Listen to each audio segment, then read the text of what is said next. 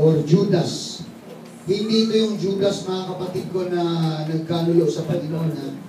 Kasi yung nagkanulo sa Panginoon, patay na yun, bago na isulat ito, mga kapatid. Ito yung Judas, na isang disipulo ng ating Panginoon, isang matinong disipulo ito, mga kapatid ko, ng ating Panginoon.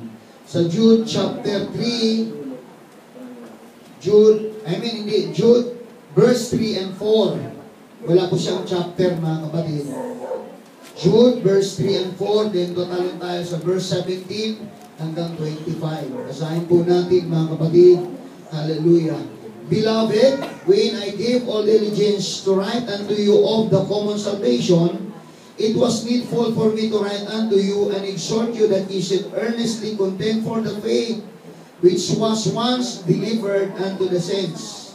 For there are certain men and creep in ours who were before in all ordained to this condemnation, and godly men, turning the grace of the Lord God into lasciviousness, and denying the only Lord God and our Lord Jesus Christ. Hallelujah. 17. But beloved, remember ye the words which were spoken before the apostles of our Lord Jesus Christ, how that they told you there should be mockers in the last time, who should walk after their own ungodly lust. These people separate themselves sensual, having not the Spirit. But you, beloved, building up yourselves on your most holy faith, praying in the Holy Ghost. Keep yourselves in the love of God, looking for the mercy of our Lord Jesus Christ unto eternal life. And of some have compassion, making a difference, and others save with fear, pulling them out of the fire, heating even the garments spotted by the flesh. Now unto him that is able to keep you from falling, and to present you faultless before the presence of his glory with exceeding joy, to the only wise God, our Savior, be glory and majesty, dominion and power, both now and forever. Amen. Amen. Hallelujah. Tayo pong lahat ay makakaupo na, mga kapatid. Maraming salamat sa Panginoon, contending for the faith, o pakikipaglaban sa pananampalataya. Hallelujah. Ibig sabihin ng hallelujah, contending for the faith, mga kapatid, na sinasabi ng Bible, mga kapatid ko, hallelujah. Ibig sabihin yung pagsusumikap talaga, mga kapatid. Sikapan, mga kapatid ko, makipaglabang masikap. Sabi nga, makipaglabang masikap dahil sa pananampalataya na ibinigay na minsan at magpakailanman sa mga banal. Ibig sabihin, yung pananampalataya natin, ibinigay ng Diyos siyang minsan, mga kapatid. Ang mahalaga lang makipaglaban, mga kapatid ko. Hallelujah. So, bakit kailangan makipaglaban, mga kapatid? At bakit kailangan depensahan natin yung faith natin? Kasi nga, mga kapatid, sa panahon ito, sabi ko nga, mga kapatid, meron talagang treated ang churches ngayon, mga kapatid. Hallelujah. Kaya nga, ang Biblia talagang nagbabanta, mga kapatid, may mga warnings. Hallelujah. Kasi nga, mga kapatid, mayroong treated, hallelujah, kung magkasano, sinusubok ang gawain ng Panginoon, bawat isa sa ating, mga kapatid, hallelujah, sa mga na nakikita natin. Minsan nga, may mga church mga kapatid. Hallelujah. Kaya nga, tinitiyak talaga natin, sinisiguro natin, mga kapatid, hallelujah, na safe tayo, tiyak tayo sa ating pananampalataya sa Panginoon. Kasi, hindi ibig sabihin, church, mga kapatid, ang Panginoon na ang naitataas. Marami kasi, mga kapatid ko, churches sa panahon may tao na naitataas. Yes. Hindi na ang Lord, mga kapatid, hindi na ang Diyos. At masabi natin, mga kapatid, hallelujah, at mahirap mang sabihin, mga kapatid, pero dumarating talaga, mga kapatid ko, na may mga false teachers talaga, mga kapatid, sa panahong dumarating. Akala natin maganda, kamakailan nga lang, mga kapatid ko, nagparade, na nagka-traffic, mga kapatid. Sa tingin natin, napakaganda, dahil maganda ang layunin, mga kapatid. Pero ang tinitingnan ng Diyos, mga kapatid ko, yung maayos na pananampalataya, na sumusunod at ang kinatatakutan talaga ang ating Panginoong Diyos. Amen. Ang Diyos na buhay, mga kapatid ko. Ang pangalan ng Panginoong Jesucristo, mga kapatid. Kasi pagka ito, sabi nga, nung iba, isang maliit lang na Diyos, isang tao lang, isang simple lang at ordinaryo, mga kapatid ko, na maliit na Diyos. Nung nakausap mo, sabi ko nga, may nakausap ako sa Bulacan, mga kapatid. Ang turing niya sa Panginoong Jesucristo, maliit daw na Diyos. Sino ba ang malaki? Sabi ko, tanong ko sa kanya, sino bang malaki? Sis, Begoter, sino ang malaki? Hallelujah. Meron daw malaki, si Jehovah. Hallelujah. Tapos basa siya sa akin, binasa niya ang bagong tipan. Sabi ko, Ben, dapat pagka nagbasa tayo, huwag yung bagong tipan. Unahin natin yung lumang tipan. Kasi hindi natin maunawaan yung bagong tipan hanggang di natin nabasa yung lumang tipan. Kaya nung binabasa ko sa kanya, sabi ko, kung sakali bang basahin ko ang sulat sa Bible at nagpapatunay si Jesus Christ, yung makapangyarihang Diyos, maniwala ka? Sige po, basahin natin. Pinabasa ko sa kanya, Isaiah 9:6. Nang mabasa niya, sige po, alis na po kami.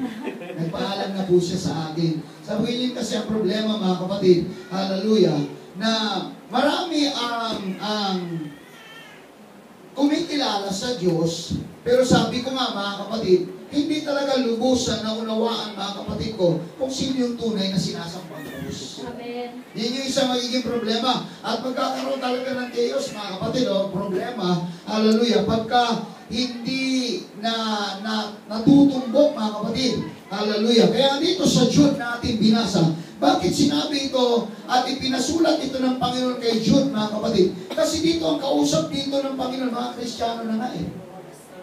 Mga mananampalataya ito, mga kapatid. Kaya lang problema rito, tinawag silang Kristiyano, pero ginagamit nilang biyaya ng Panginoon para gawing lisensya ang immorality. Ginawa nilang lisensya, nasa biyaya na naman tayo God is love naman God is love Kaya ginagawang lisensya, mga kapatid ko, yung grasya ng Panginoon. Hallelujah. Ginagawa, mga kapatid ko, ang biyaya ng Panglisensya para gawin. Meron ka bang mabasa na masama uminom ng alak? Diba? Ginagawang lisensya, mga kapatid. Kasi sa kanila, pwede uminom ng alak, huwag lang maglasing. Ako, lasing ako dati. Hindi ko panaranasan na uminom ng alak na hindi malalasing. Pag uminom ka ng alak, gusto mong malasing. Amen. Kaya ang ginagawa, kaya tingnan mo ngayon, pati lasing ko, mga kapatid ngayon, malupit tumawag Lord, patawad. Kaya lasing ko, humingi ng patawad palagi. Buti pa nga yung lasing ko, alam na humingi ng patawad Lasing ko yun, dami sa amin, daming adik, mga kapatid. Grabe ngayon, di ba? Ilang kopya na ngayon lumabas niyan, mga kapatid. Mga bata, mga lasing ko, may mga lasing naglalasing doon. Nagbibidyo sila, yun ang kinakanta. Tingnan mo ito mga lasing ko. Mabuti pa sila, lagi humingi ng tawad. Ang Kristiyano, kakalimot humingi ng tawad. Hello? Halakpakan natin ang Panginoon, mga kapatid. Hallelujah. Kaya sabi na Apostle Pablo in the book of Romans, shall we go on sinning so that grace may increase? Magpapatuloy pa ba rin sa pagkakasalan tao para ang biyaya, mga kapatid ko, hindi na, wala na, mababaliwala na raw, mga kapatid. Kaya sabi ni Pablo, hindi na dapat, hindi na raw, dahil tayo rin, patay na raw, mga kapatid. Kaya nga dito, ang importante lang, mga kapatid ko, yung pakikipaglaban sa pananampalataya. Tayong lahat mayroong pananampalataya, kaya nga we need to know how to fight for the faith. Kailangan alam natin kung paano makipaglaban. Paano natin makipaglaban? Kasi minsan, mga kapatid, maraming Kristiyano, pagsubok lang, bumabagsak. Kaya kailangan marunong tayo makipaglaban. Pag may problema, mga kapatid ko, wala nang gana. Ayaw na mag-pray. Yes. Hello? Amen. Ba't tahimik kayo? Ito na naman si Pastor. Tapos ang birthday ko Kaya, galit-galit muna tayo ngayon.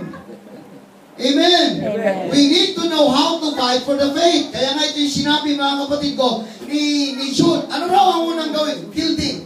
Ang sabi niya sa verse 20, build yourselves up in your most holy faith. Kaya lang i-build up mo talaga. Ang gagawin mo, di ba, pagka nagtayo ka ng building, mga kapatid, ang una mong pinapatibay, ang mga poste.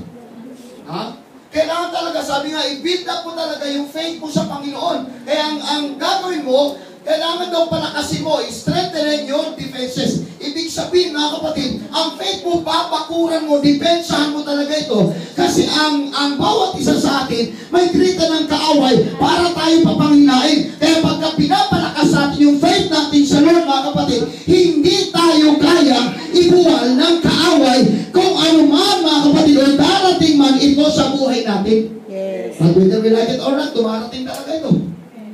Lahat tayo sinusubok. Ako sinusubok. Lahat tayo sinusubok, mga kapatid ko. Anong gagawin natin? Pagka dumarating na ito, mga kapatid, i-build up mo yung sarili mo. Yes. Amen. Pag nararamdaman mo, mga kapatid ko, nandiyan na ang anino ng kaaway, alam mo na kung anong gagawin mo. Yes. Pagka naramdaman mo na sinusubok ka na, alam mo na kung anong dapat mong gawin. Hindi yung, mga kapatid, sumabay ka, iiwas ka talaga. Yes. Dahil walang pagsubok na darating sa iyo, kasabay nito ay pag-iwas. Amen. Amen! Palakasin mo yung depensa mo. Parang basketball. Tingnan mo yung sunbed ng champion. Ang lalaki ng Petron Blaze, mga kapatid. Bakit? Matindi ang depensa ni Baruka. Baruka ba yun? Oh, Baruka. Sila Jim Shop. Matindi ang depensa. Kaya hindi nakakapasok kahit malaki pa, mga kapatid. Kaya sabi ko nga, ang faith natin, depensahan natin palagi araw-araw. Yes. Alam mo kung kailan ang pagsubok. Alam mo kung kailan ang problema darating. Alam mo kung kailan ang kaaway darating. Kaya pagka alam mo, depensahan mo kagad ito upang Yes. hindi ka matangay. Yes. Amen. Amen. Kaya maraming Kristiyano natatangay kasi walang depensa. Open na open, mga kapatid. Magmamayabang pa. Malakas ako. Ganun pala. Malakas. Hindi. Walang depensa. Kitang-kita ka ng kaaway. Yes. Amen. Everybody say amen. Nandiyan pa mga kausap ko. Amen. Hallelujah. Building means edifying. Palakasin mo ang sarili mo, mga kapatid. Depensahan mo, mga kapatid ko, sa pamamagitan ng kaalaman ng katotohanan. Sabi nga, you shall know the truth, and the truth will set you free. Alam mo ang katotohanan, at ang katotohanan ang magpapalaya sa iyo. Yun yung gamitin mong pang-depensa, ang mga salita ng Diyos sa buhay mo. Yes. Pagka ito ang magiging depensa sa buhay mo, hindi ka kayang gantiin ng kaaway. Hindi ka kaya, mga kapatid ko, sirain ng kaaway. Kahit ano pang problema ang darating sa iyo, kahit may karamdaman pang darating sa iyo, Yes. hindi kayang gapiin ang isang anak ng Diyos na nagtitiwala sa Panginoon. Amen. Amen! Hallelujah! Walang problema. Sabi ko nga, mga kapatid, kapag ka dumarating sa'yo balagi ang problema, ibig sabihin, mga kapatid ko, bukas yung depensa mo. Yes. Pag wala nang problemang dumarating sa'yo, abay, matindi na ang gwardiya mo. Kaya ka, mga kapatid ko, sinusubok ng maraming pagsubok, mga kapatid. Sabi ko, pagka ang church hindi nawawala ng problema, mga kapatid, open na ito sa kaaway. Amen. Wala na. Wala nang depensa ang church. Amen. Kaya maraming church magulo. Yes. Hello. Yes. O, totoo yun eh. Bakit dumarating ang kaguluhan? Kasi pastor ganito ganyan. Hindi. Bukas na, mga kapatid ko. Hallelujah, ang depensa mo. Wala nang pananampalataya. Wala na kasi sumusunod sa salita ng Diyos. Yes. Habang sumusunod ka, hindi kayang pasukin ang buhay mo ng kaaway. Kaya walang Yes. problema. Yung iba, bakit walang problema? Ay nakadepensa Amen. hindi dapat natin malaman. Ang iba kasi, ba't kaya dami kong pagsubok? Ang lapit ko kay Lord. Hindi. Malayo ka? Pagka lagi may problema ang buhay mo, mga kapatid, malayo ka kay Lord, kailangan mo i-evaluate ang sarili mo. Bakit Yes. marami? Bakit lagi na lang ako? Ako na lang lagi. Ako na lang ako. Ako na lang palagi. Bakit lagi na lang ako? Kasi bakit bukas na bukas ka eh? Kailangan mong i-build up ang sarili mo. Kailangan Yes. i-evaluate ang sarili mo. Kailangan palakasin mo ang pananampalataya mo upang kawin di ba kapasok sa iyo. Amen. Balik na rin natin ngayon. Pag sinusubo ka, bukas ka. Pag wala ka pagsubok, blessed ka. Sabi nila, kaya yung iba nananalangin, Lord, subukin mo ako. Kasi mukhang malaki na ako sa iyo. Hindi. Amen. Amen. Hello. O, malakpakan mo natin si Lord.